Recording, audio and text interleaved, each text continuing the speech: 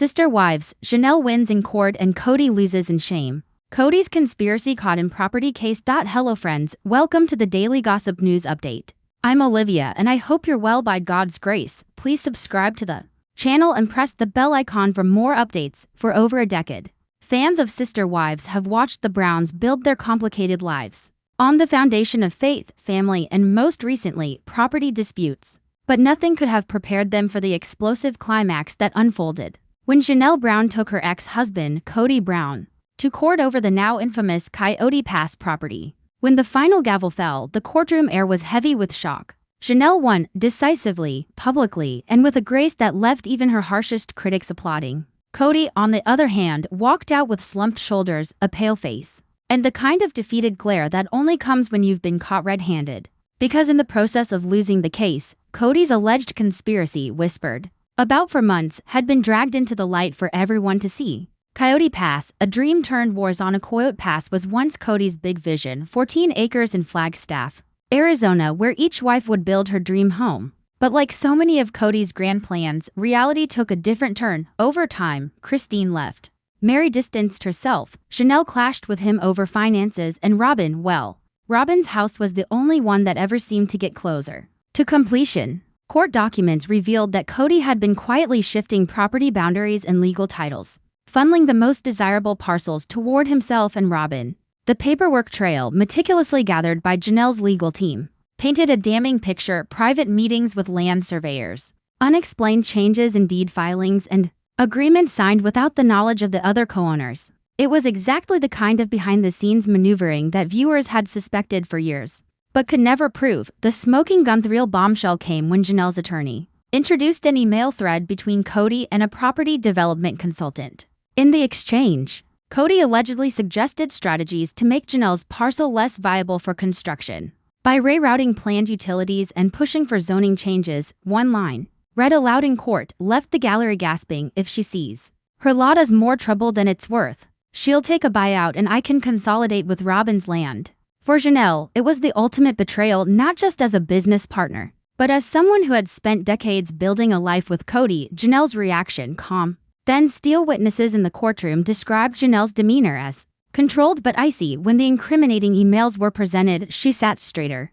crossed her arms, and fixed her gaze on the judge, never once looking at Kody. In her statement after the verdict, she didn't hold back. This wasn't just about land, it was about respect, it was about honesty. And when those are gone, you have to stand up for yourself, even if it means taking your ex-husband to court. Kody's downfall. From patriarch to defendant, Kody, who once projected unshakable confidence as the patriarch of a plural family, now found himself on the defensive. His legal arguments crumbled under the weight of paper evidence and witness testimony. Even his once loyal supporters in the audience seemed to shrink away. At one point, the judge reportedly told Kody, "You cannot operate a family trust as if it were your personal account." By the end, Kody's only victory was avoiding criminal charges for now, but the reputational damage was irreversible. Robyn's visible distress. Janelle Brown, Kody's only remaining wife, was in attendance for much of the trial. Cameras outside the courthouse captured her wiping tears as reporters shouted questions. According to a source close to the family, Robyn is devastated by how the case unfolded. She thought the land situation was being handled fairly. Now, she's worried people will think she was in on it, which she swears she wasn't. Still, many fans online weren't buying it. Social media lit up with accusations that Robyn had benefited from the scheme, whether she knew about it or not. Christine's "I told you so" moment. Christine Brown, now happily remarried to David Woolley, watched the case from afar, but she couldn't resist weighing in on Instagram in a now viral post. She wrote, "Some people will go to any length to keep control. I'm just glad some of us got free."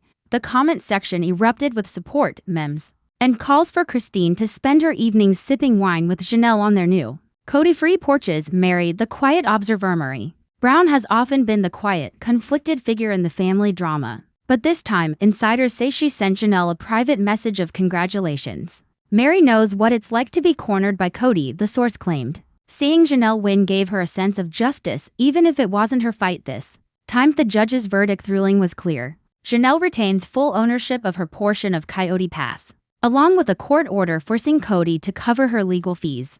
Additionally, the court invalidated recent property transfers Kody had made without unanimous consent. In short, Kody not only lost the case, He had to undo much of the quiet restructuring he'd spent years trying to pull off. Fan. Reaction zone. Fan tweeted, "This is the season finale we didn't know we needed." Another wrote, "Kody tried to play chess, but Janelle brought the whole rulebook to court." What's next for Janelle has hinted that she may finally build on her lot, not just as a home, but as a statement. She's reportedly considering a modern, eco-friendly build that will be featured in her own spin-off series. "I want my kids and grandkids to know that you can stand your ground," she told a friend.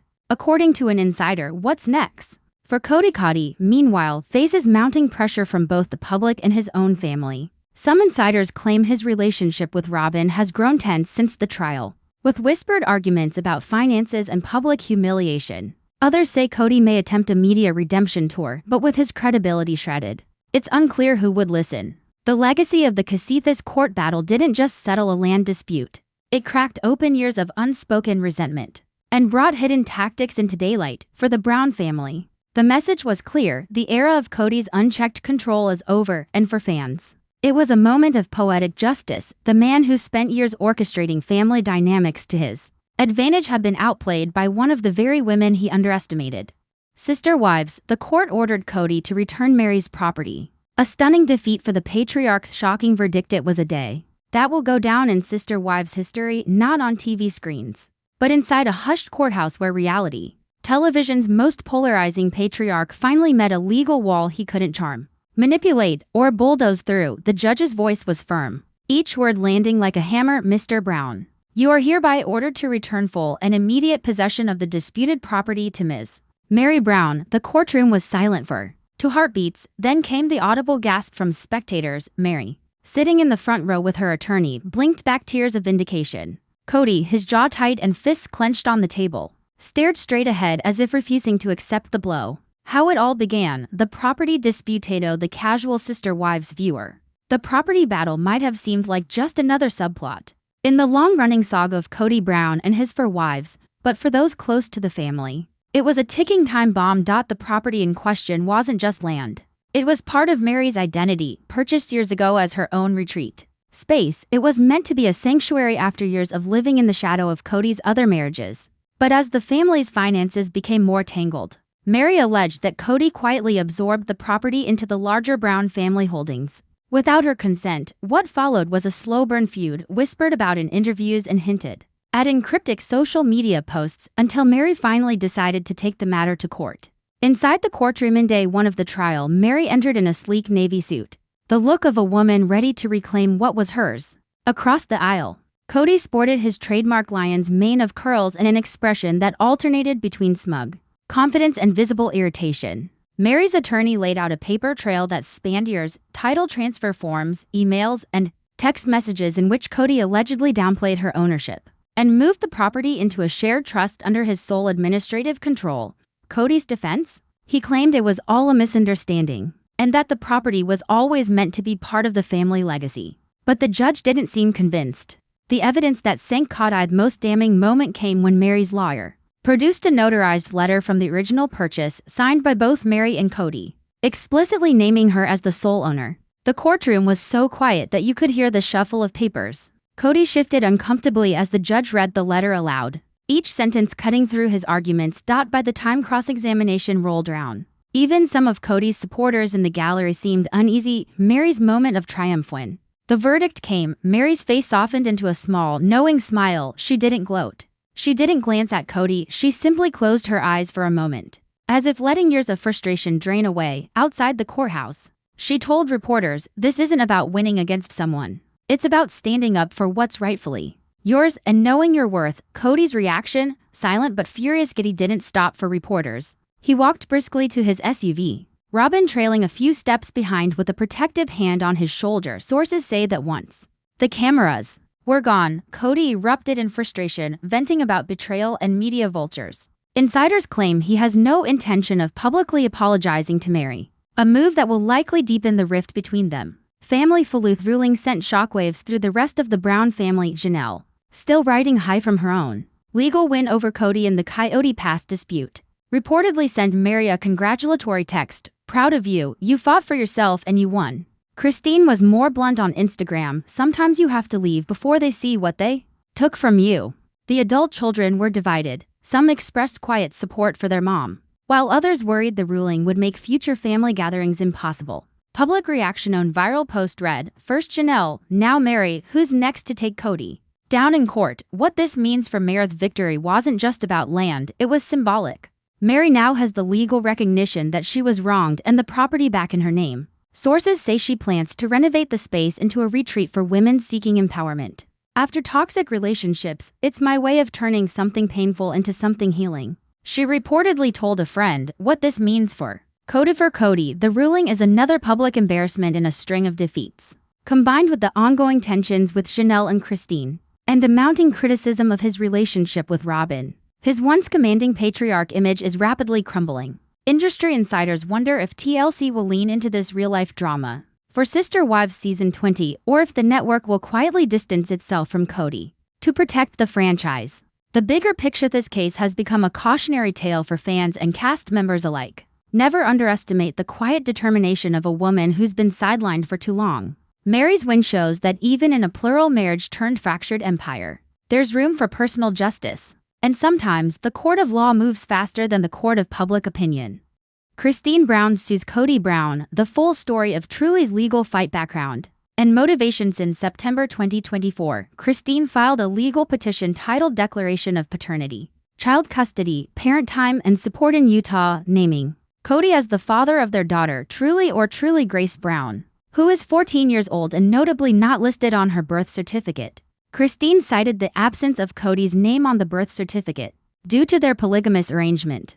Since the marriage wasn't legally recognized, he never appeared on any of their kids' birth documents. She's seeking three main things: 1. Confirmation of paternity. 2. Legal child support, including retroactive payments. 3. Custody and visitation parent time arrangements. Legal developments in court proceedings. A court hearing was held in December 2024, during which the case was classified as Utah's Track 1 and Track 3, the latter reserved for cases with significant custody disputes, possibly involving higher conflict or more serious considerations. Even though there's no indication of abuse or domestic violence, mediation between Christine and Kody was ordered for May 21, 2025, with disclosures completed by both parties. As of now, the case remains confidential. Court filings, including Kody's response, are sealed and unavailable to the public. Financial context and timing. In November 2024, Kody and Robyn finalized paying off a $130,000 loan, sold their Flagstaff home for $1.775 million, and purchased a new $2.1 million mansion with a $420,000 down payment and a $1.68 million loan. Christine's lawsuit follows closely on these real estate and financial moves, highlighting public scrutiny over how Truly may have been financially left out from a father enjoying significant resources. Public and fan reactions. Social media and Reddit users have been vocal. Kody did not support Truly, he just believed Christine was being greedy. That has to be one of the most selfish things ever. If Kody ever wanted significant custody, it would have been obvious. He's only fighting for custody because he doesn't want to pay Christine. Many fans interpret Kody's moves as strategic, seeking custody as leverage to avoid paying support or simply exploiting the optics while providing little to Truly. Family dynamics and broader Faluth custody suit happens amid broader fallout in the Brown family. Christine, Janelle, and Mary have each separated from Kody. Episode storylines have featured deep mistrust, disputes over shared property like Coyote Pass, and legal efforts to protect individual interests. The dismantling of their plural marriage has left Kody legally married only to Robyn, with numerous unresolved tensions clearly spilling into the courtroom. Why won't Kody support Truly? Putting together the threads: 1. Administrative oversight or polygamy-driven exclusion. Kody's name was never on Truly's birth certificate due to the nature of their non-legal plural marriage, so he may have viewed the support obligation as ambiguous or avoidable. 2. Financial strategy and priority as rather than proactively participating in Truly's financial care, Kody appears to have concentrated resources on his new life with Robyn, leading Christine to pursue legal means to assert Truly's rights. 3. Custody leverage. Some suggest Kody may be seeking custody not out of paternal motivation, but as legal counterplay to avoid paying support or to shift public perception. 4. Lack of engagement. Fans and comments point to Kody's limited time or engagement with Truly, and his involvement seems reactionary, not nurturing.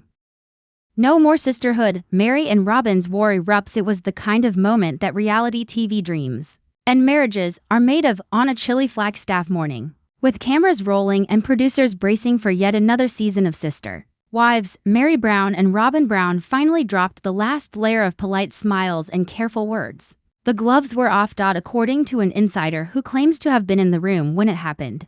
The confrontation wasn't planned, but it had been brewing for years. They've been at each other's throats behind the scenes for a long time, the source says, but this was different. This wasn't just a disagreement, this was war. The kind where no one waits for the other anymore. It's every woman for herself now. Mary, the original wife of Kody Brown, has been through more than a decade of shifting alliances, broken promises, and the slow erosion of her marriage. She's weathered the legal divorce from Kody so he could marry Robyn for family reasons, watched her relationship fade into near non-existence, and endured whispers that she'd become the outsider in her own plural marriage. Robyn, on the other hand, was once seen as the fresh, romantic spark of the family. The woman who brought a new energy to Kody's life and even convinced him to legally marry her.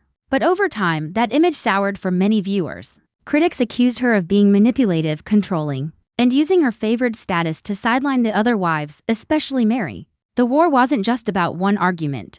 It was about years of built-up resentment, competition for Kody's attention, and clashing visions for the future of the family. One friend of the Browns says, greater than it's like to generals who've been building their armies in secret.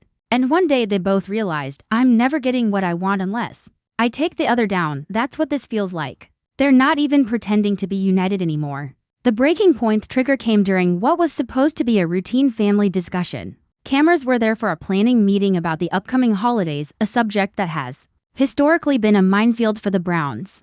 Mary reportedly arrived with her own ideas about where the family should gather, how traditions should be handled, and who should host. Robyn, however, had already decided on her own plan, and according to multiple insiders, she didn't bother hiding the fact that she expected everyone to follow it. She basically told Mary, "We're doing it my way this year," says the insider, and Mary just lost it. Years of feeling ignored and pushed aside came pouring out. She told Robyn she was done waiting for her, done trying to compromise, done being treated like an afterthought. The exchange grew so heated that producers had to step in and temporarily stop filming. But the damage was done. The moment became the point of no return. The instant when sister wives became full-on rivals, years in the making. How Mary and Robyn's friendship unraveled. If you asked the Browns in the early days of Sister Wives, Mary and Robyn were once allies, maybe even friends. When Robyn joined the family in 2010, Mary was the one who encouraged Kody to pursue her. She was even there on their first date, smiling through the awkwardness as Kody gushed over his new love interest. At first, Mary's reasoning was strategic. She wanted someone who would be a team player, says a former crew member. She thought Robyn could help restore harmony in the family, maybe even take some of the pressure off her. And let's not forget, Mary was the only legal wife at the time. She had a sense of security. But that security vanished in 2014, when Mary agreed to legally divorce Kody so he could marry Robyn.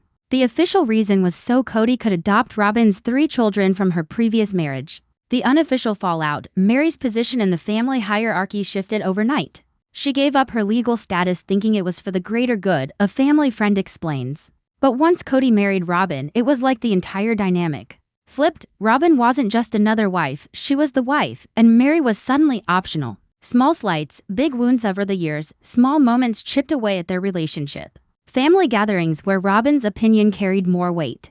Holiday decisions where her preferences mysteriously became the final word. Conversations where Mary's suggestions were met with polite nods and then quietly ignored. Fans noticed it too. On social media, hashtags like #JusticeForMeri and #RobynRules everything began trending during certain episodes. Viewers accused Robyn of subtly sidelining her sister wives while maintaining a sweet, soft-spoken image for the cameras. Mary, meanwhile, seemed to withdraw.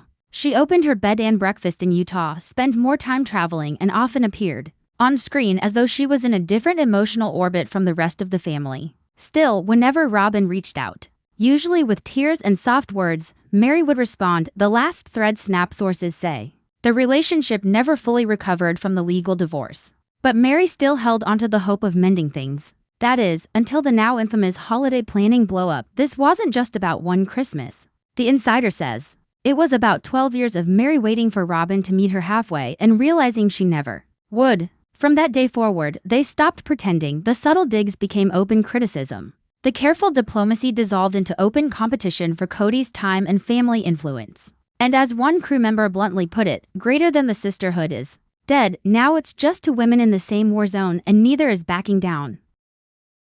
From reality star to rock bottom, the desert wind was unforgiving that morning in Flagstaff, Arizona, and so was reality. For the first time since Sister Wives premiered in 2010, Kody Brown wasn't the patriarch of a sprawling polygamist empire. He was a man with no home, no fortune, and according to him, one person to blame, his fourth wife, Robyn Brown. He said it right there in front of everyone. A stunned eyewitness claims Kody looked Robyn dead in the eye and said, "You're the reason I'm bankrupt. You've drained me dry." You could have heard a pin drop. For years, Kody had portrayed himself as the family provider, juggling multiple mortgages, car payments, business ventures, and the never-ending expenses of 4 wives and 18 children. But insiders say the cracks in his financial fortress had been there for a long time. The street scene no one expected later that day. Locals spotted the once confident reality star pacing along a busy Flagstaff street, clutching his phone and gesturing wildly. Some swear they heard him shouting into the receiver about lawyers and liquidating assets.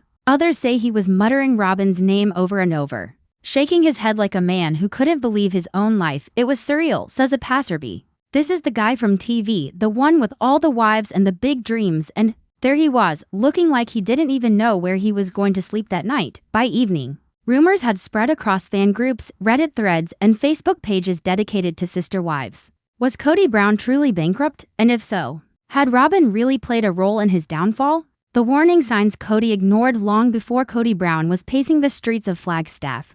With the weight of financial ruin pressing on his shoulders, there were red flags, some subtle, others blindingly obvious. For years, Sister Wives viewers noticed the family's spending habits didn't match the reality of their income. While Kody often talked about financial responsibility on camera, the family's lifestyle told a different story. Coyote Pass, the land that ate their future when the Browns uprooted their lives. From Las Vegas to Flagstaff, they purchased a sprawling piece of land known as Coyote Pass. The plan, as Kody described it, was to build a massive shared home for the whole family, or, failing that, multiple houses for each wife, but the land sat empty. Year after year, property taxes piled up and no building progress was made. According to one source close to the production, the land became a money pit, draining resources without producing a single livable square foot. Kody was obsessed with Coyote Pass, the insider says. He saw it as his legacy project, but Robyn, she wasn't really on board with the shared home idea.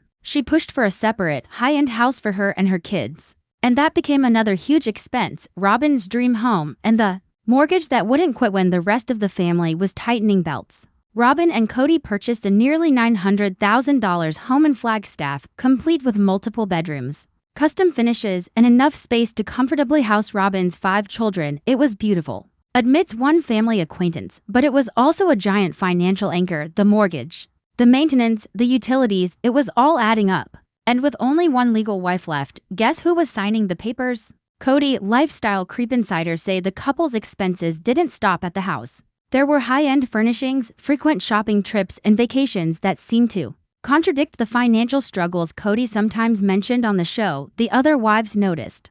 The insider adds, Janelle, especially, was careful with money. Seeing Robyn and Kody spending so freely while the rest were scrimping caused real resentment. But Kody defended Robyn every time. A perfect storm between the stagnant land investment, the expensive home, and the everyday costs of raising such a large family. The Browns' finances were stretched to the breaking point. And when TLC's filming schedule slowed, meaning fewer lump sum payments for the show, the cracks widened. He kept thinking next season's paycheck would save him, says the source. But you can only play that game for so long. The breaking point, Kody's public meltdown. It happened on a Tuesday, a day no one in Flagstaff will forget. Kody had just come from what sources say was a brutal meeting with his accountant and attorney. The verdict, his personal finances were in free fall. Property taxes on Coyote Pass were overdue. The mortgage on Robyn's house was months behind and credit card balances were maxed out. The legal fees from multiple disputes only made things worse. When he walked through the front door of Robyn's luxury home, cameras were still rolling for Sister Wives. The crew didn't expect fireworks. They got a 5-alarm blaze. This is all because of you. An eyewitness on set claims Kody stormed in without greeting anyone. He dropped a stack of documents on the kitchen counter so hard the papers scattered. "Do you see this?" he reportedly shouted. "This is bankruptcy. This is me, ruined. And it's all because of you, Robyn." Robyn froze, mid-sip of coffee, her eyes darting toward the cameras. "Kody, calm down. We can talk," she began, but he cut her off. "Talk? We've been talking for years. I've been warning you for years. And while the rest of this family is living on beans and rice, you've been out here buying furniture like we're millionaires." The crew stops filming, sort of. Multiple sources say production officially called cut to protect the Browns from an on-camera disaster. But the crew kept rolling for legal purposes. That footage, insiders claim, will never air on TLC. But pieces of it have already been whispered about in private fan circles. According to those who've seen the unedited clip, Kody accused Robyn of pushing him to buy the Flagstaff mansion. Despite his concerns, he also claimed she convinced him to keep spending on family image. Expensive clothes for reunions, elaborate Christmas gifts for her kids, and professional photographers for social media. "You wanted the dream life," Kody allegedly said. "Now we're living the nightmare." Robyn's defense: Robyn didn't just stand there and take it. In what one crew member described as the quiet before the storm, she folded her arms and fired back. "Don't put this all on me, Kody. You were the one who bought Coyote Pass. You were the one who promised the wives houses you couldn't afford. You love showing off for the cameras. And now you don't want to admit it's catching up with you." The fight reportedly went on for nearly an hour, echoing through the high-ceilinged home while the rest of the household stayed upstairs, doors shut. By the time it ended, Kody had grabbed his jacket, muttered something about being done, and walked out into the cold Flagstaff afternoon. Kody takes to the streets. By the time Kody slammed the front door of Robyn's mansion, the Flagstaff sky had turned a pale, cold gray. The kind of weather that seeps into your bones and, apparently, your pride. Wearing nothing but jeans, a worn leather jacket, and the fury of a man who felt betrayed, Kody started walking. No car, no destination, just a restless, angry pace that made pedestrians step aside. Witnesses speak out within an hour. Photos began circulating in local Facebook groups. The famous polygamist patriarch, phone pressed to his ear, gesturing wildly as if trying to convince someone, or himself, that this wasn't the end. One barista from a nearby cafe says she overheard part of his conversation while locking up for the afternoon. "Greater than I don't care what the bank says, I'm not selling Coyote Pass for pennies. This is Robyn's doing. Tell them to look at the mortgage on that damn house before they blame me." Another witness, a rideshare driver waiting for a fare, swears he saw Kody pacing outside a strip mall, muttering under his breath, "Greater than she drained me, she drained everything, TLC money, the savings, even the respect I had left." Fan frenzy. It didn't take long for the photos and whispered quotes to hit Reddit, Instagram, and fan blogs. By nightfall, hashtags like #BankruptBrown and #Robyn ruined him were trending among Sister Wives viewers. Some fans sympathized, calling Kody a victim of love-blind decision-making. Others rolled their eyes, insisting he was finally facing the consequences of years of arrogance and favoritism. "Kody blaming Robyn is the most Kody thing ever," one fan tweeted. "He made the choices, she just encouraged them." The phone call that broke him. According to one insider, the breaking point came during a phone call Kody made while standing outside a gas station. The person on the other end, a private lender he'd used to cover overdue bills earlier in the year, they told him they were calling in the debt.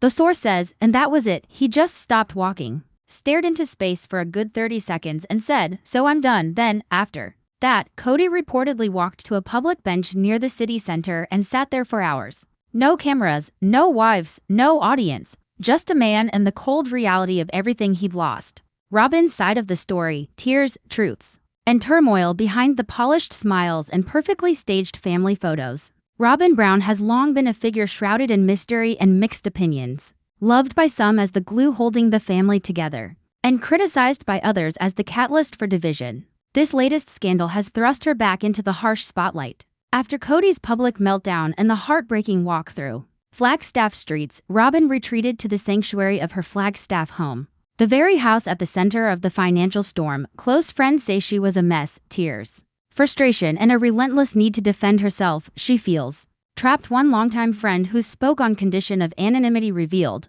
"Greater than Robyn is the other wives, alliances, betrayals, and backdoor battles." The Brown family's delicate balance has always hinged on unspoken rules, quiet compromises, and a shared goal of keeping the plural marriage intact. But with Kody's bankruptcy and the blame game intensifying, cracks appeared where none had dared to look before. Mary's reaction, quiet for Mary Brown.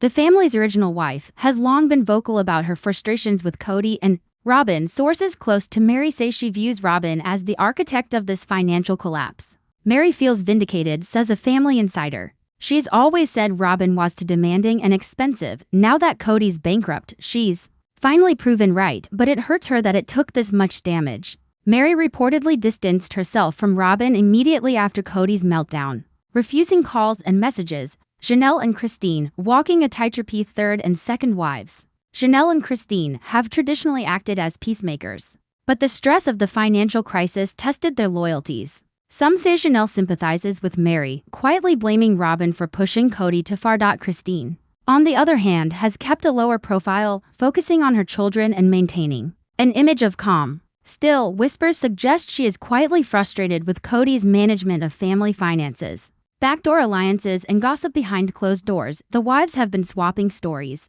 sharing grievances and plotting their next moves. Some crew members say the atmosphere on set has become tense, with cold shoulders and clipped conversations replacing warmth and smiles. It's like a chess game, says a production assistant. Everyone's watching everyone else, waiting for a mistake. Kody's isolation grosses. The wives circle each other. Kody finds himself increasingly isolated. No longer the confident patriarch, he struggles to maintain control over a family, slipping through his fingers. The public reacts. Fans weigh in on Kody's collapse and Robyn's role, as news of Kody Brown's financial meltdown spread like wildfire across social media and fan communities. The sister wives' audience was quick to weigh in, and the opinions were as divided as the family itself. Sympathy for Kody. Some fans expressed deep sympathy for Kody, painting him as a tragic figure brought down by bad choices and the pressures of managing such a complicated family dynamic. Greater than it's heartbreaking to see Kody like this, one fan wrote on Instagram. He always tried to keep everyone happy, but in the end, it just wasn't sustainable. Others praised his candor during the meltdown, calling it a rare moment of vulnerability that humanized the reality star. Criticism and blame, however, many pointed fingers at Robyn, accusing her of living beyond the family's means and pressuring Kody into financial decisions that were reckless at best. Greater than Robyn's the real problem here, a fan commented on Reddit. She's been running the show behind the scenes, and now Kody is paying the price. Some even went as far as to speculate that Robyn was intentionally sabotaging the family's finances to consolidate power. Debates over family dynamics in line. Discussions quickly turned into heated debates about the polygamist lifestyle itself, with some viewers questioning whether the family's structure was inherently unstable and doomed to collapse under financial strain. This is what happens when one man tries to support multiple wives and dozens of kids, wrote a commenter. It's not sustainable, no matter how much TLC glamorizes it. Others defended the Browns, arguing that external pressures and TLC's editing choices contributed to the family's problems. Media coverage and tabloid frenzy. Mainstream media outlets picked up the story, running headlines like "Sister Wives Patriarch Bankrupt, The Robyn Factor," and "Inside the Browns' Financial Fallout." Behind the scenes, could Kody's bankruptcy have been avoided? While the public drama has been unfolding in living rooms and online forums, behind the cameras a quieter story has been playing out. One of missed opportunities, questionable financial decisions, and production pressures that may have contributed to the Browns' downfall. Financial advisors and TLC's role. Several insiders reveal that the Browns had access to financial advisors contracted by TLC, meant to help them manage the unique challenges of their complex family finances. Yet, according to sources, Kody often ignored or minimized their advice. Greater than the family's finances are complicated, a former consultant explained, but there were clear warning signs. If Kody had listened, the bankruptcy might have been avoided. Production schedules, filming demands, and the need to keep up appearances also pushed the family to maintain a lifestyle beyond their means. The pressure to perform. TLC's producers have long encouraged the Browns to stage elaborate family events, purchase new homes, and portray an idealized lifestyle to attract viewers. This pressure, insiders say, created a dangerous cycle of overspending. Greater than they were caught in a feedback loop,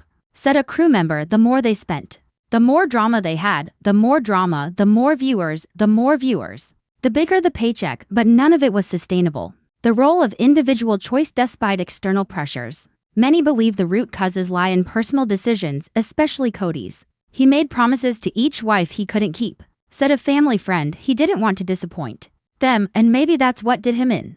emotional fallout, the human cost of financial ruin beyond the flashing cameras and social media storms lies the raw, painful reality for Kody Brown and his family. The bankruptcy didn't just drain bank accounts, it tore through relationships, trust, and the very foundation of their plural marriage, Kody's struggle with identity for Kody. The collapse was more than financial, it was an existential crisis. Once the proud patriarch steering a complex family, he now faced questions about his ability to provide, lead, and maintain respect. He's lost confidence, a close family insider confided. He's questioning everything, his choices, his role, even who he is without the money and the title. Robyn's guilt and isolation. Robyn, too, wrestled with a heavy emotional burden, though publicly defiant. Those close to her reveal moments of deep remorse and loneliness, greater than she feels isolated and misunderstood, said a friend. It's like she's trapped between her loyalty to Kody and her own survival instincts. The wives' personal battles. Mary, Janelle,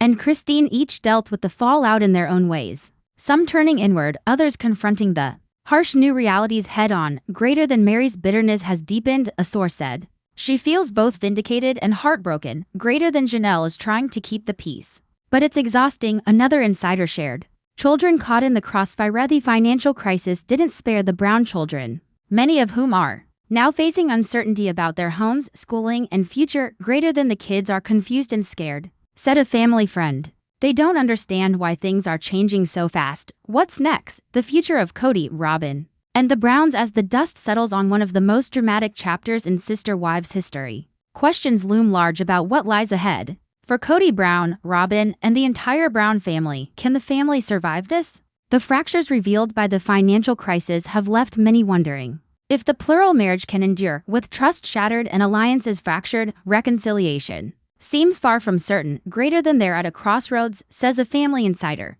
It'll take a lot of healing, if it's even possible. Robyn's next moves. Robyn faces a difficult path, regaining trust, rebuilding her reputation, and securing stability for her children. Friends speculate she may consider stepping back from the public eye or even moving away to start fresh. Kody's redemption arc? For Kody, the journey might be one of personal redemption. Sources say he's exploring new business ventures, therapy, and ways to repair strained relationships. The other wives, Mary, Janelle, and Christine, each have a role to play in the family's future, whether as mediators, independent figures, or advocates for change. The TLC factor. Cameras remain an ever-present force, documenting every twist and turn. Whether the network will continue to follow the Browns is uncertain, but one thing is clear: the Brown story is far from over.